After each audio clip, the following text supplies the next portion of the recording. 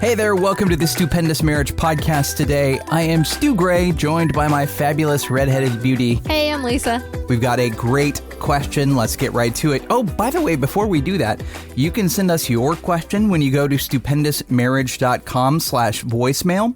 Or you can just go to stupendousmarriage.com, look for the tab on the right-hand side that says send us your question or comment. It's really easy to do. We'd love to hear from you. Okay, let's get to the email. Hey, Stu and Lisa. Just started listening to your show. I think it's awesome. Thank you so much. I have a question regarding our married sex life.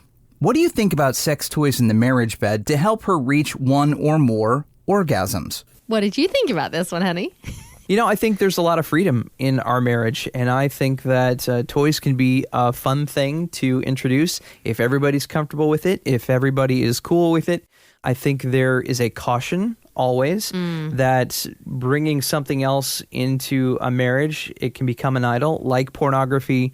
You know, porn is usually done by people in a separate place, away from their spouse, in hiding, in secret. It's false intimacy. Maybe a sex toy is not likely to be as a draw, but it could possibly be if you're using the toy away from your spouse, not in the context of sex or intimacy with them. If you're doing it by yourself, it can become an idol. It can be something that if you're relying on it to have an orgasm, if you're relying on it to have fun, if you're relying on it, that's not really true intimacy with your spouse. That's relying on an object. Yeah. Well, you know, and going back to the pornography piece, which is not what this person asked, but with that, a woman might say, well, my husband wants me to watch it with him so that it can help our intimacy. And that is just wrong. And I don't mean to diss anybody, but that is just wrong. You are bringing somebody else into your marriage bed when you look at that with your spouse or without your spouse. Sure. Because that's different than what this is about. You know, with this, let's say a woman is having a problem reaching an orgasm or more than one and she really wants to. If this toy might help that temporarily, that's fine to me. Oh, yeah. I also think that it can become a crutch if you're not watchful. And you don't want that to happen where that's the only time that they're able to reach the orgasm is with this one toy or, you know what I mean? And then the other side of it is discernment. I mean, what is God showing you and telling you in your spirit about whether or not you should bring this into your marriage? Right. It's more about the heart than about the thing.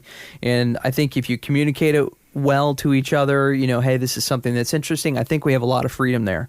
I think anything that's hurtful or harmful to the other person is not healthy.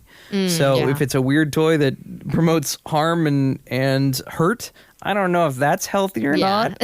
And I think that there are places where you can find not pornographic toys. If somebody deals with the image part of it, you know, sometimes they're packaged in provocative ways. If you can find something that's not provocative, you know what I mean? Oh, yeah. I think that would be helpful. There are places online that sell toys to specifically Christian people or people who don't want to be influenced by, you know, the pornographic images and stuff like that. So being cautious and aware of that piece of the thing too. Yeah, and again, use discernment and make sure that you're both on the same page, because I think there could be an issue if there's any pressure applied. The husband doesn't feel like the wife is achieving the orgasm that he wants her to, and so he goes out and buys a toy. And so I definitely think if the woman is having the issue with the orgasm, it needs to be something that she initiates or that she is really open to, because then it can almost become a bad topic in your marriage. You know, it can become a bigger issue than what needs to be. Sure. If I'm trying to pressure you into doing something, that would be more about me than it would be about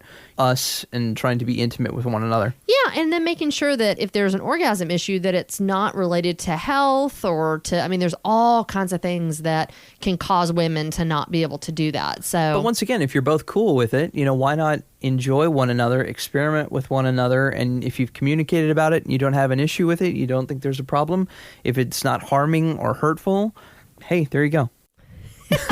So that's our answer to that. You know, if you've got a question for us, we would love to answer it on the show sometime. You could get a hold of us easily. stupendousmarriage.com/voicemail is the best place to leave your question, and we look forward to hearing from you. And if you have a comment about this question, we would love to hear it. We'll talk to you next time.